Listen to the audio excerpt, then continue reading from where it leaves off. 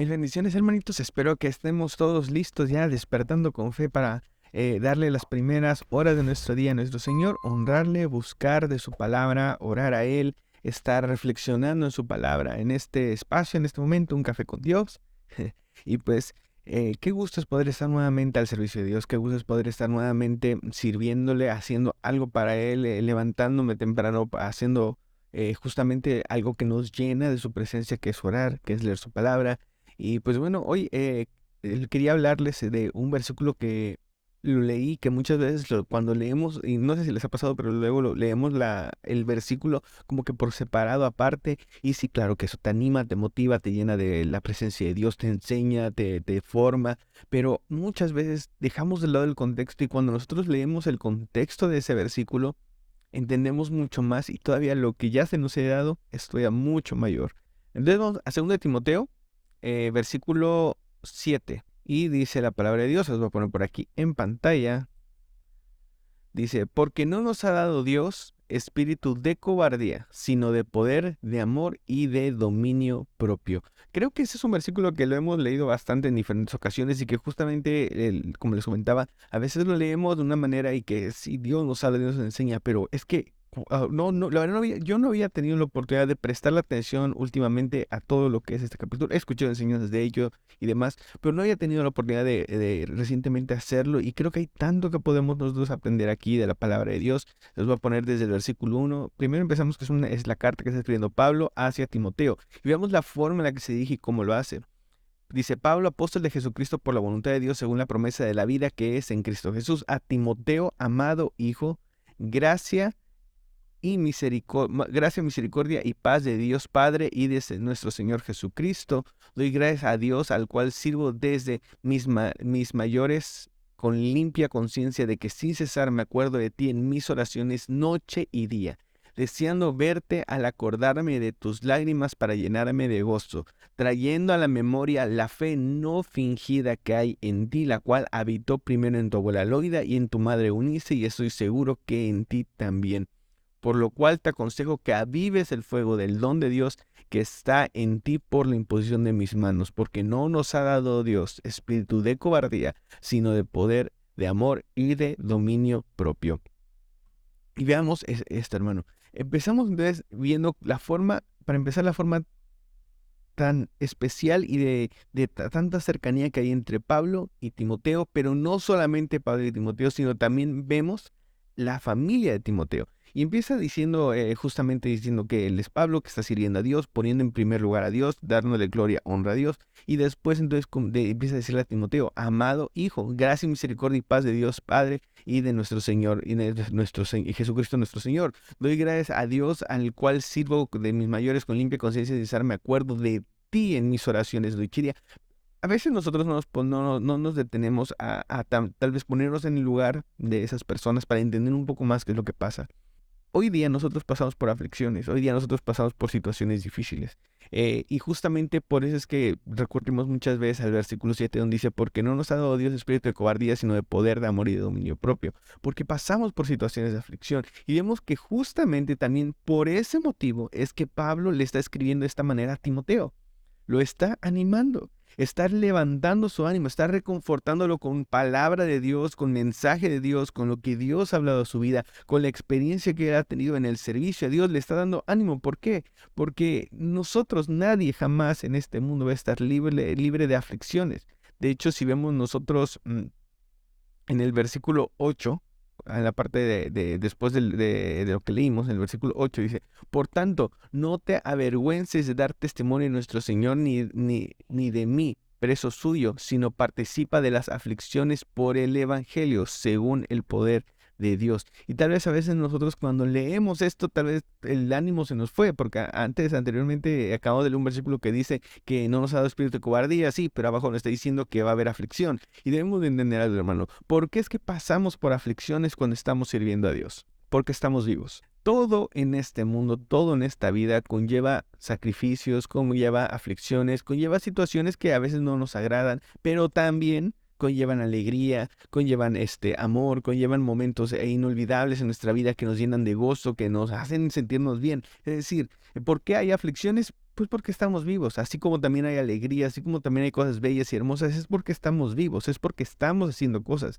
Cada vez que nosotros querramos subir un escalón o en alguna meta, algún objetivo que tengamos, va a haber situaciones tanto agradables como situaciones que van a ser aflicción. Eso es normal y eso va a pasar siempre. Cuando nosotros llegamos a Dios pasa exactamente lo mismo. Si fuera de Dios, nosotros también pasamos por las situaciones tanto bonitas como las que son difíciles. En Dios vamos a pasar lo mismo, solamente que estamos en un camino diferente, pero va a pasar lo mismo. ¿Qué es lo que entonces nosotros necesitamos a veces entender? Y es que si alguien tenía motivos para afligirse, eran los apóstoles y eran los discípulos de esos apóstoles. ¿Por qué?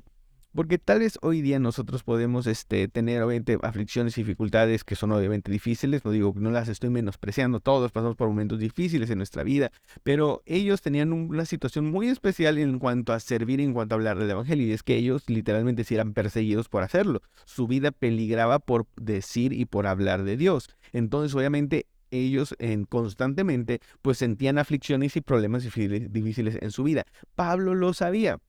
Pablo sabía que Timoteo iba a pasar por momentos difíciles. No sé si a lo mejor en ese momento Timoteo estaba pasando por alguna situación difícil, pero Pablo sabía que situaciones podían acontecer. Y aquí viene la parte en la que la diferencia que hay entre estar con Dios y no estar con Dios.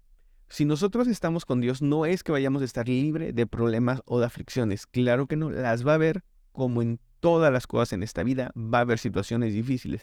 Pero si de algo podemos estar seguros es que Dios usa a sus hijos. Lo hemos estado viendo, Dios ha estado hablando en nuestra vida en diferentes ocasiones para entender que quiere usar nuestra vida, que quiere que nosotros hagamos cosas y que Él los va a respaldar. Y obviamente cuando nosotros nos dejamos respaldar por Dios y seguimos su voluntad, indudablemente va a llegar un momento en que vamos a animar a otro hermano.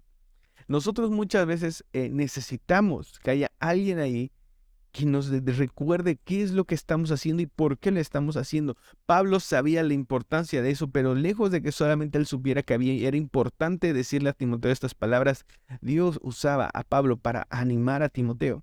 Entonces vemos que justamente si todo lo que nosotros creemos y hacemos está bajo voluntad de Dios, entonces esta carta que escribió Pablo estaba en voluntad de Dios y era porque en ese momento, no sé si Timoteo está pasando por una aflicción, pero se lo está diciendo el Señor. Por si iba a pasar, ahí lo tenía. Dios tiene esos detalles tan hermosos con nosotros. Muchas veces nosotros no sabemos en qué momento vamos a pasar por una situación difícil, pero Dios sí. Y tal vez en ese servicio que tuviste antes, en la célula, en la casa, en la plática que tuviste con tu hermano, con tus pastores, en el mensaje que recibiste de tus hermanos, de tus pastores, está una carta como la de Pablo diciendo, ánimo, si se puede, vamos a lograrlo, porque Dios no nos ha dado espíritu de cobardía, sino de poder, de amor y de dominio propio. Son detalles, hermano, pero que cuentan muchísimo en tu caminar en Dios. Antes, cuando tal vez yo pensaba, pues si pasa algo bien, si no también, si sirvo a Dios bien, si no también, estas cosas tal vez pasan por desapercibido.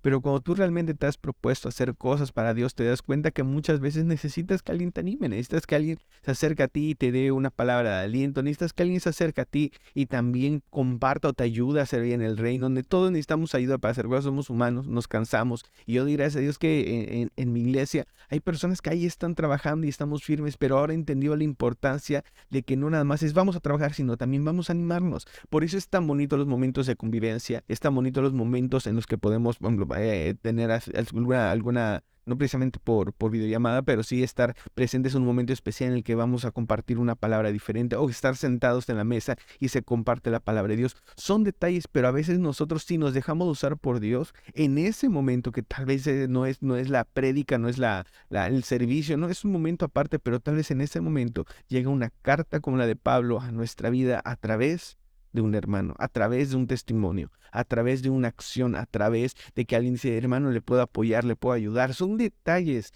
pero que Dios sabe en qué momento usarlos. Y justamente, ¿por qué es que Dios hace esto? Porque no nos ha dado Dios espíritu de cobardía, sino de poder. ¿Poder de qué? O sea, yo tengo poder para hacer cosas, no, yo soy un humano y yo no tengo un poder sobrenatural, pero sí tengo poderes físicos. ¿A qué me refiero? Puedo orar, puedo ir y hacer, puedo servir, Puedo pasar un vaso con agua si veo que se necesita en la casa. Puedo ver la necesidad de un hermano y puedo ir a decirle a alguien más, a nuestros pastores, a nuestros hermanos, vamos a orar por ellos. Puedo yo solito agarrar y ver que hay una necesidad y orar por ella.